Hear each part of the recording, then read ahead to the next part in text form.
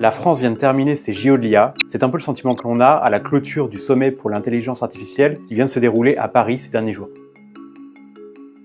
Comme pour les Jeux, on a envie de dire, un certain pessimisme régnait avant le début de l'événement. La préoccupation majeure ici, elle n'était pas vraiment sportive ni organisationnelle, elle était plutôt de savoir si la France, face aux États-Unis ou encore à la Chine, deux superpuissances de l'IA, pouvait vraiment rivaliser. Maintenant, le moins que l'on puisse dire, c'est que beaucoup de doutes se sont dissipés et il semble flotter aujourd'hui un bon air de réussite, toute proportion gardée, un peu comme à l'été dernier.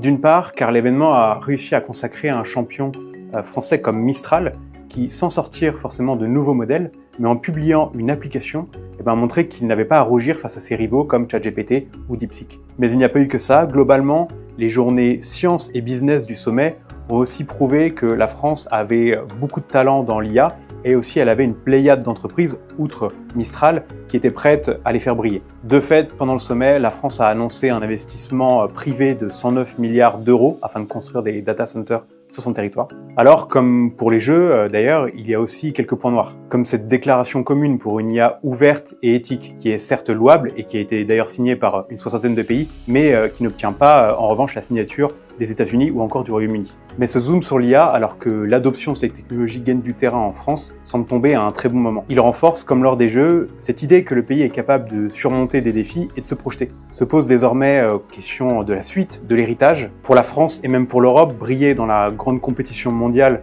que représente aujourd'hui l'IA sera pas simple, mais en tout cas, cette perspective s'annonce aujourd'hui avec un peu plus de certitude qu'avant le début du sommet.